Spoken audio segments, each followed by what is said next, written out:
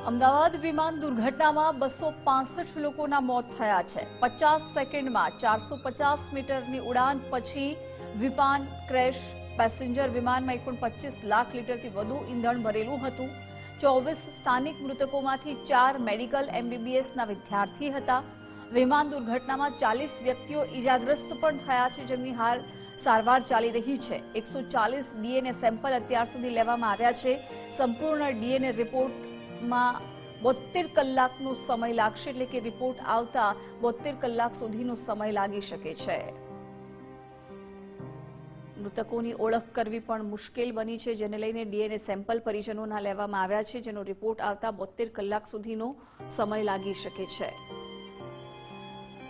ગઈકાલે સર્જાયેલી વિમાન દુર્ઘટનામાં પ્લેનમાં સવાર 241 લોકોના અવસાન થયા છે। આ સિવાય રહેણાંક વિસ્તારમાં પણ જે પ્રકારે આ વિમાન ક્રેશ થયું, ત્યારે બીજી મેડિકલ કોલેજના જે સ્ટુડન્ટ્સ છે હોસ્ટેલમાં હાજર હતા અને એમના પણ મોત થયા છે। આસપાસના અનેક વિસ્તારના લોકો પણ ગંભીર રીતે ઇજાગ્રસ્ત થયા છે, જેમની હાલ સિવિલ હોસ્પિટલમાં સારવાર ચાલી રહી છે। અત્યાર સુધી 265 લોકોના મોતની પુષ્ટિ કરવામાં આવી છે।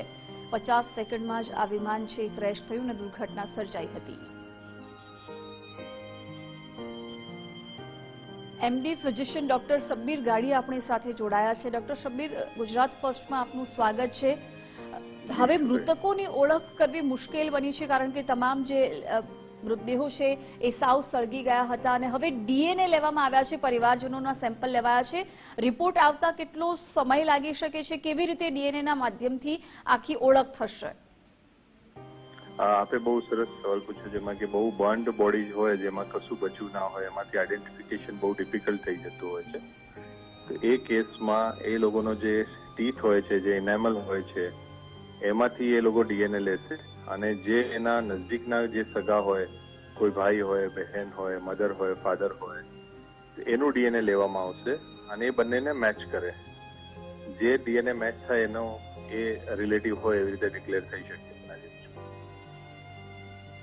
બિલકુલ। અને ડોક્ટર શબ્બીર, આમાં આ જે DNA સેમ્પલ પરિવારજનોના લીધા છે, કલેક્ટ કર્યા છે, કેટલો સમય આ રિપોર્ટ આવતા લાગી શકે છે? કેટલા સમય પછી એ મૃતદેહોની ઓળખ થઈ શકશે આ રિપોર્ટ આવ્યા પછી?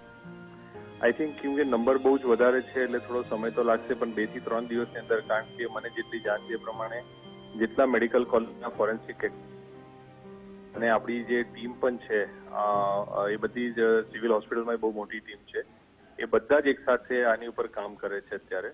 But it will take a time, because numbers વધારે છે અને exact identification will take time. બિલકુલ। અને એક સવાલ એ પણ છે કે જે પ્રકારે આખી બોડી છે એ સળગીને ભડથું થઈ ગઈ છે, એટલે બધા જ કેસમાં એવું પોસિબલ છે કે DNA સેમ્પલથી ઓળખ થઈ જ જશે, એવું આપણે કહી શકીએ? મોસ્ટલી પોસિબલ છે। જો એનો કોઈ આપણે, જેમ કે મેં તમને કીધું, ટીથ છે એ બર્ન ના થાય, એટલે ટીથના ઇનેમલમાંથી જો DNA સેમ્પલ મળશે તો આપણે તો જે DNA સેમ્પલ જો ડેડ બોડીમાંથી મળી જાય, બાકી કેમ કે લાઈવ જે છે એનું તો ઓલવેઝ મળી જ જવાનું છે, તો ડેડ બોડીમાંથી જે સેમ્પલ મળી શકે DNA, તેનાથી આપણે આઈડેન્ટિફિકેશન પોસિબલ છે। બિલકુલ। ડોક્ટર શબ્બીર, આપ અમારી સાથે જોડાયા, આભાર આપનો।